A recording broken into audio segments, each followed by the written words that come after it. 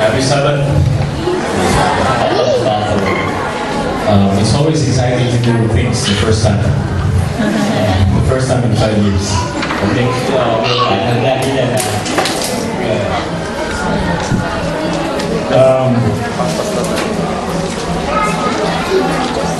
They said the permanent thing, the only permanent thing in this world is what? Change. Yes. สิ่งเดียวที่ว่าเราคิดว่ามันเป็นสิ่งถาวรนี่ก็คือการเปลี่ยนแปลง And it's easier to change from good to bad ง่ายมากที่จะเปลี่ยนจากดีไปเป็นไม่ดี than from bad to good. แล้วก็จากไม่ดีไปเป็นดี To illustrate this one, I would like to tell a story ในที่นี้ผมอยากจะเล่าเรื่องนิทานเรื่องหนึ่งให้ฟัง about the snake and the caterpillar. เกี่ยวกับเรื่องงูแล้วก็ตัวหนอน Okay. One afternoon, บ่ายวันหนึ่ง a caterpillar was busy หนอนตัวนี้ก็รู้สึกจะมีธุระกิจมาก eating some leaves when the snake came กำลังกินใบไม้อยู่ขณะที่งูกำลังมา and asked him if he wants to do a contest with him. แล้วเขาถามว่าเราจะท้าแข่งกันไหม The caterpillar said, "Okay, that's interesting. เจ้าหนอนตัวนี้ก็บอกมันเป็นสิ่งที่น่าสนใจมากได้เลย What are we going to do?" เราจะทำอะไรกันดี Then the snake said, "I want to challenge you to do a week of massive training and fitness program." เจ้างูก็พูดกับเจ้าหนอนว่าฉันต้องการจะใช้ความพลังดูที่ว่าใครจะมีพลังเท่ากัน Then after a week, หลังจากนั้นภายในหนึ่งสัปดาห์ we have to meet again. แล้วเราก็มาเจอกัน Same place, ในที่เดียว same time. ในเวลาเดียวกัน And whoever has the most outstanding change แล้วใครที่มีโอกาสใครที่สามารถเปลี่ยนแปลงได้มากที่สุดก็มาดู wins. ความอ่อนแอเป็นไง Well, after a week, หลังจากหนึ่งสัปดาห์แล้ว the snake with his glossy new skin ตัวงูเนี่ยก็เริ่มมีการเปลี่ยนแปลงที่ผิวหนัง went out to see the caterpillar. แล้วก็ได้ไปหาเจ้าตัวหนอนเนี่ย He was the first one to arrive at the meeting place. เจ้างูนี้เป็นตัวแรกที่มาถึงที่นัดไว้ Feeling ก่อน so proud, เขารู้สึก looking at his glossy green scale. เขารู้สึกว่าเขามีการเปลี่ยนแปลงที่ผิวหนังเขาเป็นสีเหลือง The snake thought, เจ้างูนี่คิดว่า no, he knows he has the edge. เขารู้ว่าเขามีการเปลี่ยนแปลง After 10 minutes of waiting, ภายใน10 นาทีที่ผ่านไป เขาก็เคย the snake thought the caterpillar was intimidated, เจ้าตัวหนอนก็รู้สึก seeing him with his new looks. รู้สึกว่าเขามีอะไรเปลี่ยนแปลงไปมาก So the snake said, "So you back out, caterpillar?" เจ้างูเลยพูดกับเจ้าหนอนว่า ขึ้นมา Come on, show yourself. ขึ้นมาแสดงตัวว่าเป็นยังไง Said the snake. So the snake heard a voice.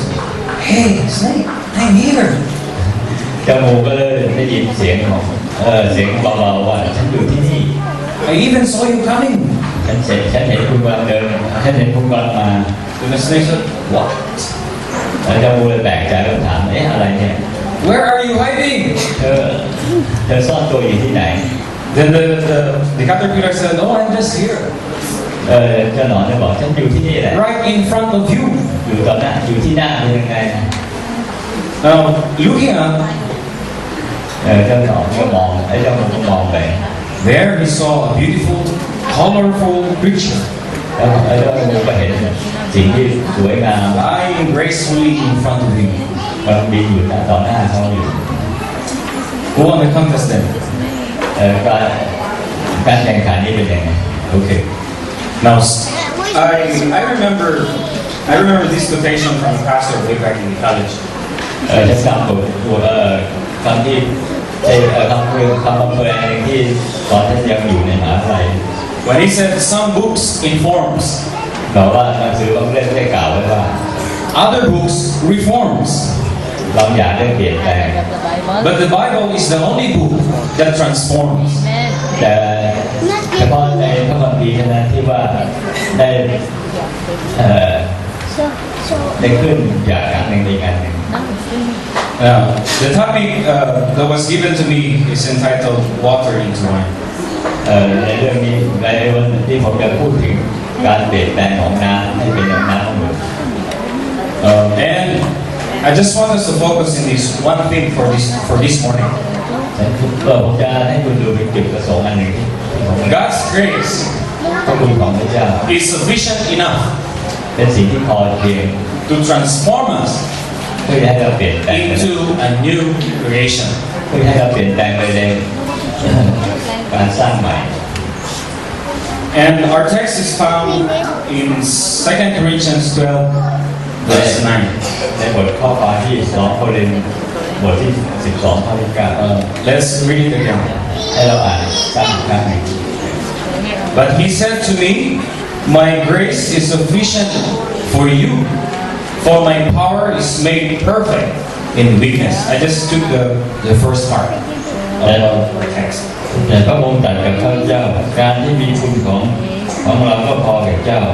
เพราะความอ่อนแอที่ไหน Okay. In John chapter 2, verse 1 to 12, ในจอห์นบทที่1 จอห์นบทที่12 this tells us about the first miracle Jesus performed during his earthly ministry. ที่จะเล่าเกี่ยวกับการที่ตอนช่วงที่พระเยซูคริสต์อยู่บนโลกนี้ได้แสดงสิ่งมหัศจรรย์เกิดขึ้น And we know the story very well. เรารู้ถึงเรื่องราวเหล่านี้ได้ดี While Jesus and his disciples were in Cana, ในขณะที่พระเยซูอยู่กับ attending the wedding, สาวของพระองค์แล้วก็ในงาน the host ran out of wine. ในขณะเดียวกันในงานนี้ก็เหล้าองุ่นก็ได้หมดไป So Mary then approached his son and told him about the situation. แล้วในขณะเดียวพนักงานในนั้นก็ได้เล่าเรื่องเกี่ยวกับว่าเหล้าได้หมดไปแล้ว And Jesus asked the servants to fill the jars with water. แล้วก็พระเยซูคริสต์ได้บอกพนักงานนั้นบอกให้เติมน้ำให้เต็มอู่ And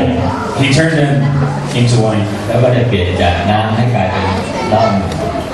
Today, I will focus on the turning of water into wine. วันนี้ผมจะชี้ไปจุดที่ว่าน้ำทำไมได้กลายเป็นเหล้าหมุนได้ยังไง What can we learn from this? เราได้เรียนรู้กับสิ่งนี้ได้ยังไง If there's anything we can learn from this, then will it make any difference? ถ้าเราคิดดูว่ามันไม่มีอะไรที่ว่าเป็นสิ่งที่แปลก Water into wine. จากน้ำกลายเป็นเหล้า Sounds impossible. มันเป็นไปไม่ได้ Well, let's open our Bible together in Hebrews chapter 11. ให้เราเปิดไปที่พระคัมภีร์ฮีบรูบทที่ This particular chapter, ในเฉพาะบทความนี้ I call it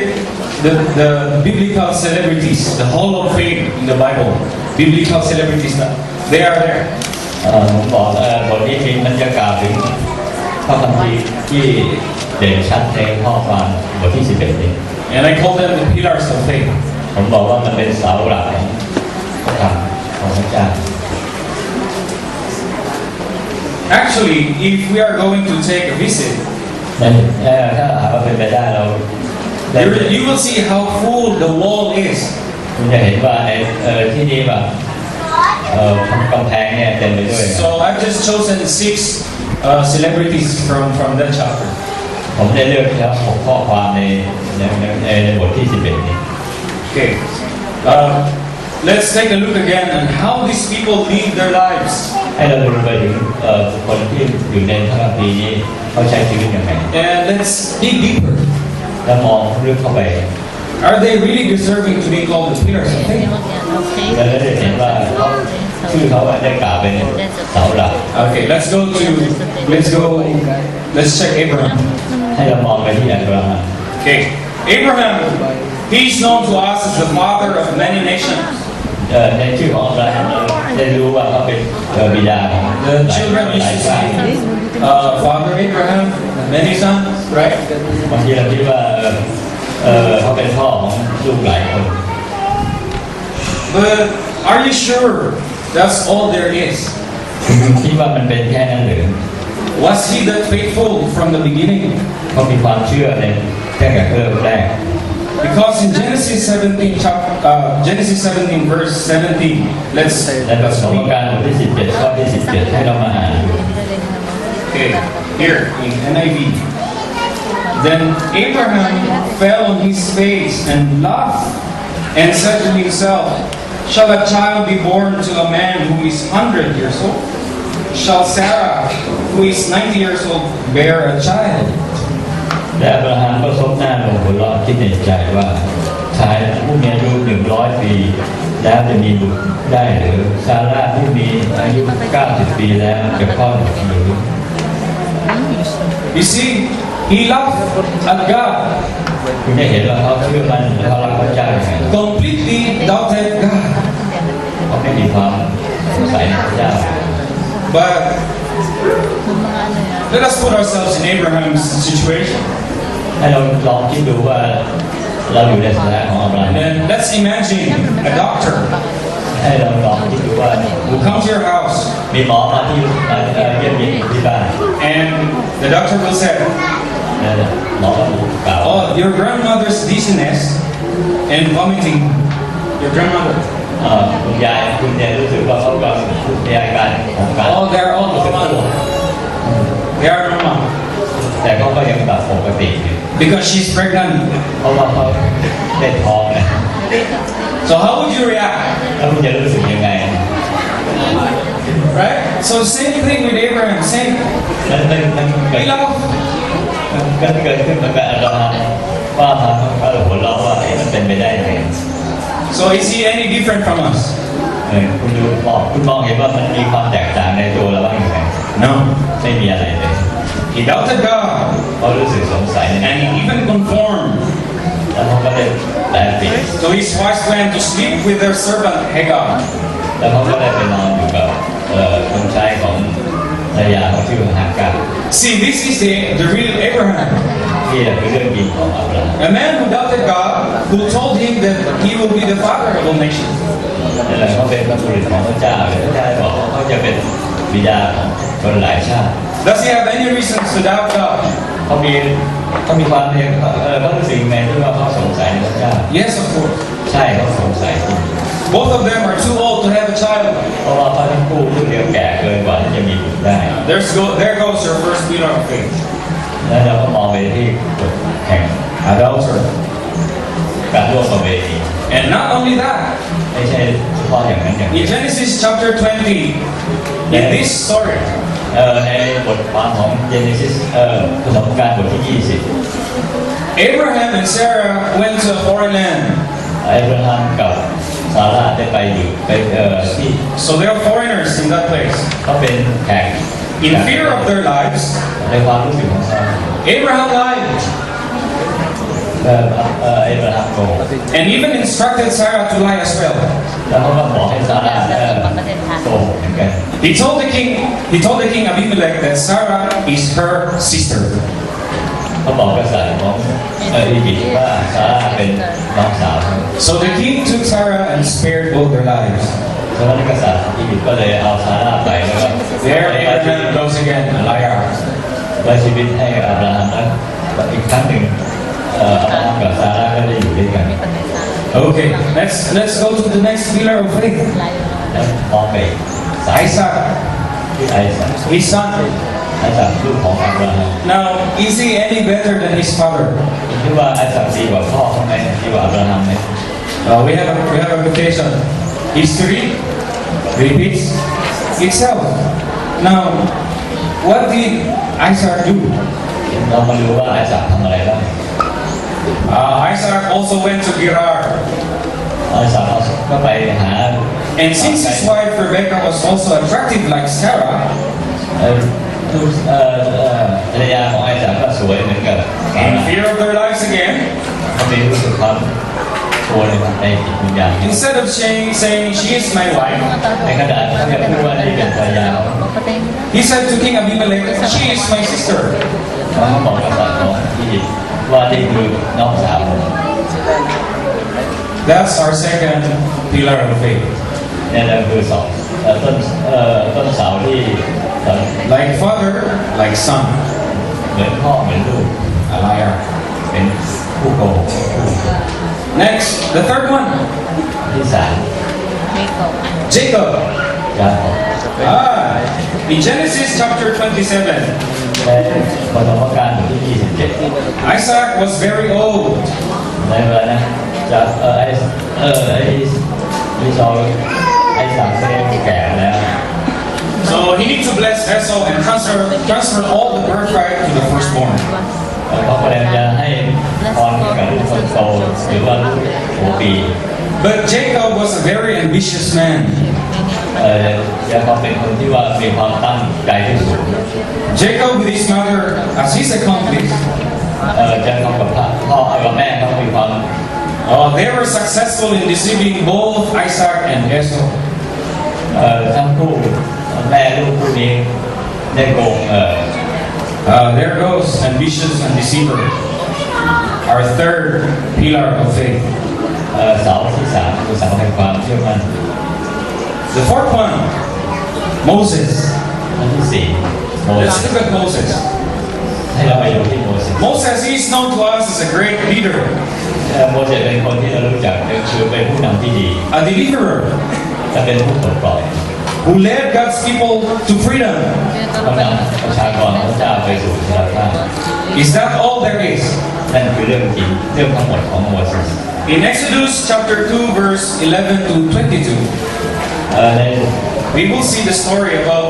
what Moses did. เราจะเห็นในพระยศบทที่2ข้อที่11ถึง22 He is a hot-tempered prince in power, เขาเป็นคนที่มีความ and he even killed an Egyptian. เขาก็ได้ฆ่าคนอียิปต์ไปด้วย There goes our fourth pillar of faith. อันที่สี่คือเสาแห่งความ Murderer. เขาเป็นนักฆ่า Number 5, ของฆ่า Rahab. โยชูแล้วก็ลา Rahab. และครับ In Joshua chapter 2, ในโยชูว่า we will read the story about Rahab. เราจะอ่านเรื่องของลาครับ What happened there? เกิดอะไรขึ้นกับสาวลาครับ So we know the story. Some spies were sent to search Jericho. เราได้รู้ว่าทัพคนอิสราเอลได้ส่งสปายของคนไปเจริโก And this lady, Rahab, แล้วในขณะเดียวสาวเลยครับนี่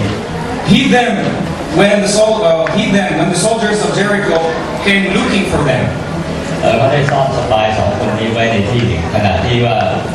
ทหารเจริโกได้มาถามหาสปายของคนนี้ What a brave woman! เขาเป็นหญิงที่กล้าหาญคนหนึ่ง But who was she really? แล้วเธอเป็นใครรู้ไหม Was she credible enough to help the man of God? เธอสมควรที่จะช่วยเหลือ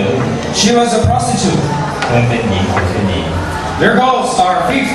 pillar of faith. เราก็ไปบทที่5เสาแห่งความ What about the sixth one I've chosen?